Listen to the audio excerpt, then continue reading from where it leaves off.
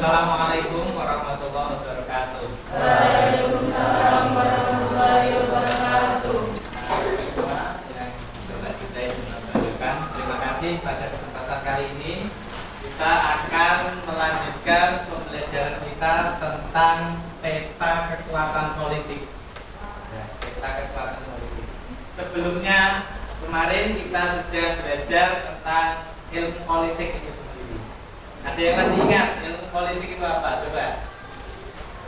Itu jadi politik itu siasat. Kalau orang berpolitik berarti pintar bersiasat.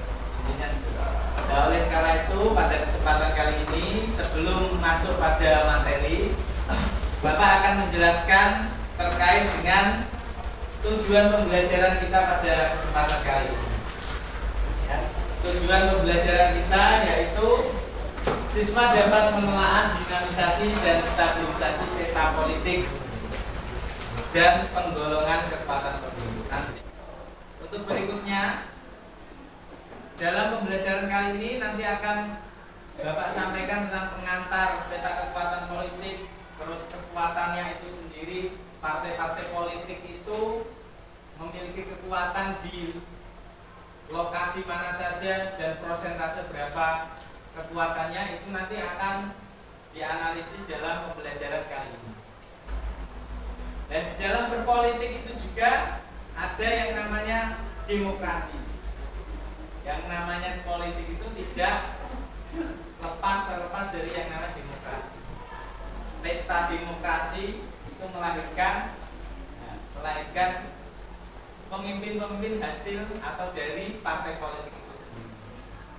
Contoh misalkan, kalau kira-kira nanti ya, tahun 2024 kira-kira calon presidennya siapa? Kira-kira ini loh, udah pada dengar belum? Ya, terus siapa lagi?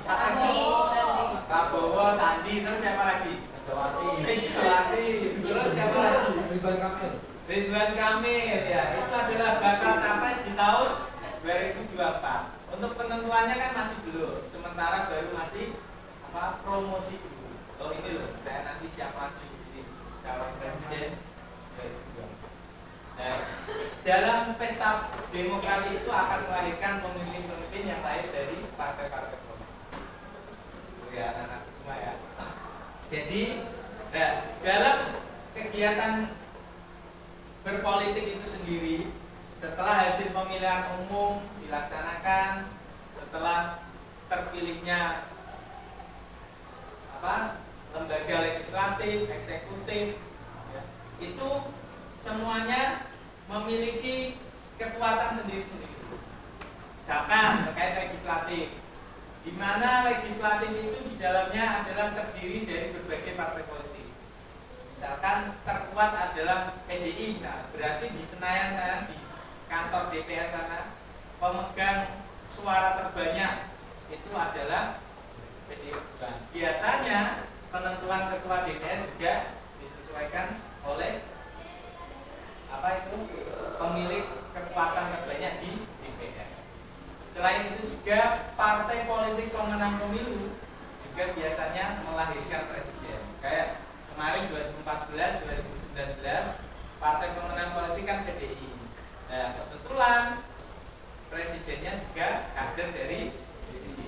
Sedangkan yang di DPR juga sama, berhubung suara terbanyak di DPR itu adalah PDI Perjuangan, maka pimpinan DPR-nya, ketua DPR-nya juga dari PDI Perjuangan. Yang update politik pasti tahu. Kalau yang belum update ya mungkin apa sih politik itu? Males mending nonton TikTok dan lain sebagainya. Ya ini ada sejarahnya perkembangan kekuatan DPR pada pemilu 1955, ya, Dewan Nasional, Front Nasional, persaingan politik pasca pemilu. Nanti dari dulu sampai sekarang itu akan kita bahas. Dan di sini juga ABRI sebagai kekuatan politik. Kalau dulu memang yang namanya ABRI itu masuk dalam kekuatan politik salah satu parpol. Tapi sekarang yang namanya TNI dan Polri harus statusnya harus apa dalam berpolitik? Netral, tidak boleh memihak salah. Yang namanya polisi apa TNI sama polisi itu statusnya netral dalam berpolitik. Kalau dulu beda, dulu ABRI, Angkatan Bersenjata Republik Indonesia, ABRI itu masuk kebanyakan masuk di Golkar. Nah, sekarang ya beda, harus netral karena dikhawatirkan nanti terjadi ada yang. Nah saat ini politik yang kita jalani adalah politik yang demokratis atau dari untuk dan apa? Dari untuk rakyat, dari oleh dan untuk ya loh, dari rakyat oleh rakyat dan untuk.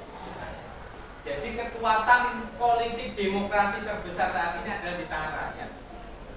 Presiden sekuat apapun kalau rakyat menghendaki untuk tunggang maka tunggang. Karena presiden itu sendiri lahir dari rahim rakyat, dari hasil pemilihan yang demokratis. Tahun kemarin nyoblos siapa? Oh belum nyoblos. Tahun ini sudah. Kalau besok sudah ya. 2024 nanti ada calon presiden. Nanti dipilih sesuai hati nurani. Oh saya kok senang ini. Oh programnya Pak ini kok bagus. Tak nyoblos.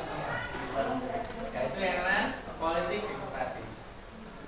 Sekian dari Bapak apa yang saya sampaikan, semoga bisa bermanfaat, sedikit-sedikit menambah pengetahuan, paling tidak buat anak-anak tahulah gambaran tentang politik perpolitikan di Indonesia. Sebelum Bapak akhiri, ada yang mau ditanyakan juga? Ya ada yang mau ditanyakan. Pak kira-kira besok menang siapa? Dari Pak. Oh kalau itu tidak tahu, saya tidak bisa. Pilih pemimpin yang terbaik. Apa? Luber jurdil. Luber itu apa? Langsung umum, bebas, rahasia, jujur adil. Itu ya. Tidak ada yang tanyakan ya. Cukup ya.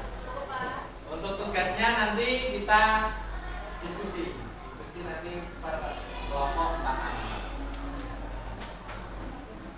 Cukup sekian dari Bapak, kurang lebihnya mohon maaf. Kita lanjutkan di pertemuan yang akan datang. Saya akhiri, wassalamualaikum.